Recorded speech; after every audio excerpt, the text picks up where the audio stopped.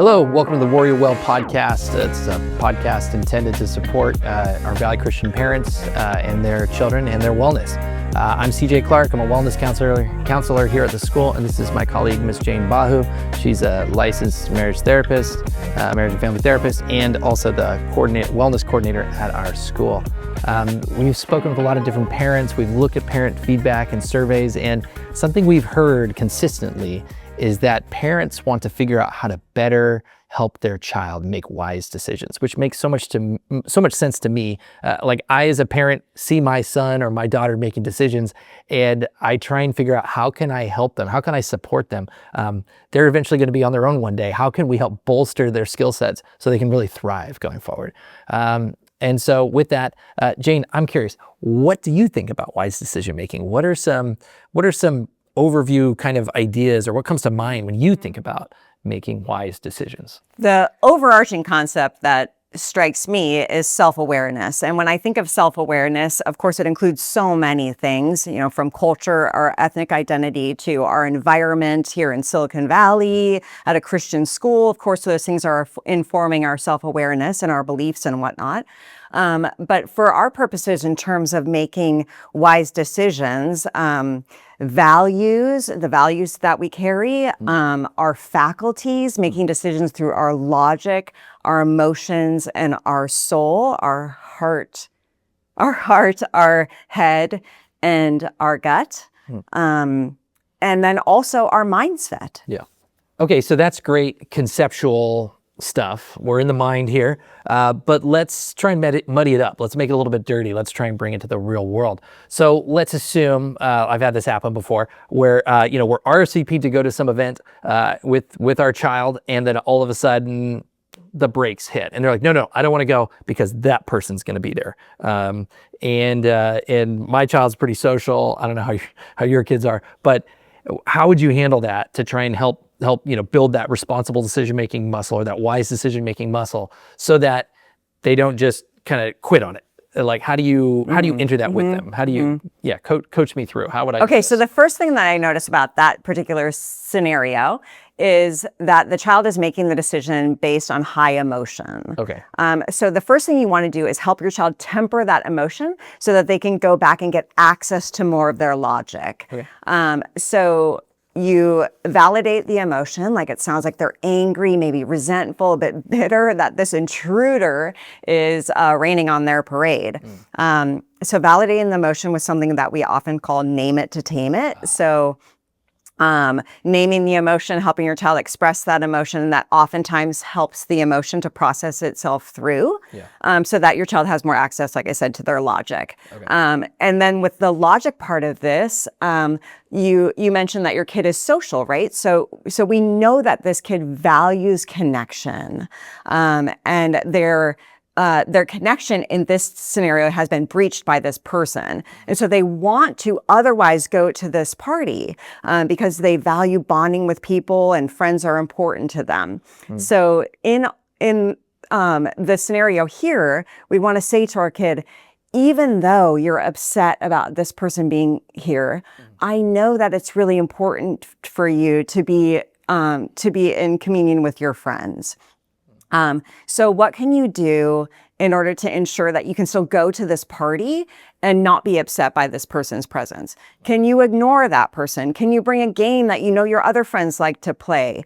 Can you be in a different room from that person? Like, try to brainstorm with them how they can still connect with their own values, and then not let emotion make decisions for them. Okay, so let's use the same scenario. What role does self-awareness play in this scenario? So making the decision based on using logic and emotion and intuition. And then also I wanted to tap into this mindset idea. So this kid is exhibiting what we would call a fixed mindset about this other person. So they believe that they can't be friends with this person. They believe that this person is upsetting for some reason. And so that to the point where it's like they don't want to associate with them at all. A growth mindset, to contextualize, would be like, I really only see this person at school. Maybe in social situations they would be different, right? There's some leniency there, like not a firm limit about what the possibility is, but allowing for there to be some growth. So your child or this child is exhibiting a fixed mindset, and so they're stuck kind of in that, and you want to address that, but then perhaps they just need some more time for reflection about that. But you still want them to go to the party. I'm reminded of a couple of different things. The first is a book by Carol Dweck called Growth Mindset. Yes. And that's a very, very helpful concept to kind of think about, right? You don't want to be stuck in this mindset of like, oh, well, I can't go to this party because this one thing, or True. or this idea of like math or whatever. It's like, I'm terrible at math and I'm never going to be good at math, right? Right. So kids do kind of Right. get stuck, and we need to kind of help them regather themselves and get there. Another thing that comes to mind for me is this Psalm 139. It's a classic. It's a classic for me, and the psalmist is actually struggling with some serious emotion, and in that he prays, search me, O God, and know my unconscious thoughts. And that kind of reminds me of these ideas that we're talking about of fostering self-awareness and trying to figure out, kind of what we do next. But I'm curious for you, what role does the body play in decision making and our faculties? Well, the part with the psalm that you're bringing up really hones in on the intuition, the soul part of decision making, where we bring it to prayer. Yeah. And in this particular situation, I mean, maybe some people wouldn't pray about whether or not they want to go to a party, but it obviously fits into our decision making. And St. Paul, when he uses the word nous, which we translate as mind. So like, be transformed by the renewing of your mind. The word there is nous. And that word actually is more indicative of this integration of our mind, body, spirit, our heart, our head, and our gut. And so when we take these sorts of decisions that are going to influence our life in some way, whether in big ways, in small ways, whether immediate ways or long-term ways, we want to be able to hone in on our intuition. And so in order to do that, we have to temper our logic and our emotion in order to get access to that soulful part of us. Because sometimes we'll pray and it'll be like, God, help me think differently about this. Or God, people are more eloquent in their prayers than I'm saying, but you know what I mean. Yeah. Or I would like to feel differently. Help me, God, feel differently about this. But when we quiet our logic and we quiet our emotion, in this stillness, we'll be able to more access that intuition part of ourselves, so that our spirit can hear the word of God in these situations where we're trying to make decisions. So then you have this collapsing of the logic, the emotion, and the soul in order to access the whole self in balance, and then being able to address our mindset, whatever that is, and then also our values. I'm reminded that neuroscientists talk about sort of the base or the core, the stem of the brain as very animalistic. Yes. And if you're reacting out of there, you're probably reacting out of emotion, and it's kind of this fight or flight kind of thing. As opposed to if you're actually able to slow down and think critically about things, you now get to use the whole power, the whole larger capacity of the brain. Yes, the rest and digest. Yeah, yes. Totally. Yeah. So you get all this, which is great. Well, if you're anything like me, sometimes, I hear a podcast like this, or I read a parenting book and I go, great, I'm going to go do this thing. And then I kind of can fumble the football. I was like, all right. What does it look like? Yeah, what does it look like? How do I do Yeah. this? And so I'm curious, as I'm now going to go try and talk to my kid about some scenario that they're running through, maybe it's a social one, maybe it's a different one.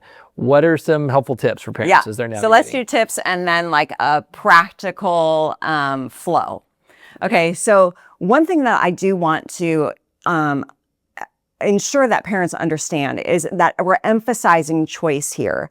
And choice indicates that there is a cause and there is an effect, right? So I often encourage teachers and even parents to use this type of language to say, like, if you choose to leave your room messy, you choose to not have your phone. In school, it'd be like, if you choose to not do this assignment, you choose to have a lower grade, right? So even though us as adults are orchestrating the outcome, you're helping your child understand that causes have specific effects, and that outcome can be a choice based on the decision they're making in the beginning.